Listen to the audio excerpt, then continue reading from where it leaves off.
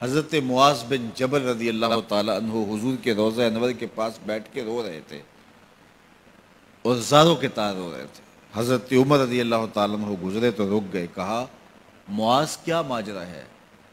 تو حضرت معاذ بن جبل نے کہا کہ اس مبارک روضے کے مکین کا ایک فرمان یاد آیا جس نے مجھے رلا دیا۔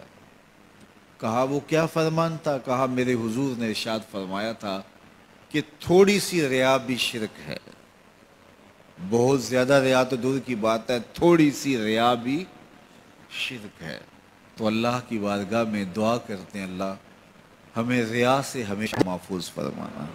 اس کی چالیں بہت باریک ہیں، تو اپنے آپ کو ہمیشہ ریا سے بچائیں اور ایک دوسرے کے لیے بھی یہ دعا کریں، چونکہ ریا عمل برباد کر دیتی ہے، اور کسی بھی عمل کو، کسی بھی گناہ کو شرک نہیں کہا گیا سوائے ریا کے، ریا کو شرک اصغر کہا گیا ہے۔ حضرت ابو ہریرہ رضی اللہ تعالیٰ عنہ فرماتے ہیں کہ حضور علیہ السلام نے ارشاد فرمایا جب الحزن سے اللہ کی پناہ مانگو۔ عرض کی یا رسول اللہ صلی اللہ علیہ وسلم جب الحزن کیا ہے؟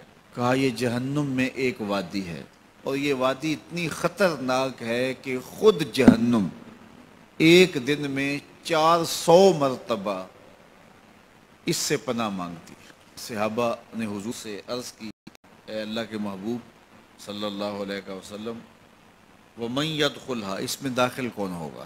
تو حضور نے ارشاد فرمایا وہ قاری، وہ علماء جو اپنے اعمال لوگوں کے دکھلاوے کے لیے کرتے ہیں، اس میں وہ ڈالے جائیں گے، وہ پھینکے جائیں گے۔ یعنی یہ اتنی دردناک وادی ہے کہ اس سے ایک دن میں 400 مرتبہ خود جہنم بھی پناہ مانگے، چونکہ یہ دکھاوے کا جو معاملہ ہے یہ بڑا ہی نازک سا ہے، یہ بڑا ہی حساس ہے۔ کالی چادر پر کالے رنگ کی چیونٹی کالی رات میں چلے تو اس کو کون دیکھ پائے گا؟ یعنی اس کا پتہ ہی نہیں چلتا، لیکن جو ریا ہے اس کی چال اس سے بھی زیادہ باریک ہے۔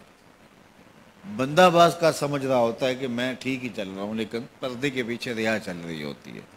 یعنی کسی کو سمجھ نہ آئے یہ تو دور کی بات ہے، بعض کا بندہ خود بھی جو ہے وہ غیر محسوس ریا کا شکار ہو رہا ہوتا ہے۔ اب یہ حدیث جو ہے وہ خاص طور پہ ہماری زندگی کے اندر ہمیں پلے باندھے، اور ہمیشہ اگر یہ حدیث ہمیں ملحوظ رہے تو کبھی بھی ہمیں اپنے کام پر تکبر پیدا نہیں ہوگا کہ ہم نے اتنا کام کیا ہے، پتہ نہیں ہمارا کام کسی ریا کا شکار نہ ہو گیا ہو۔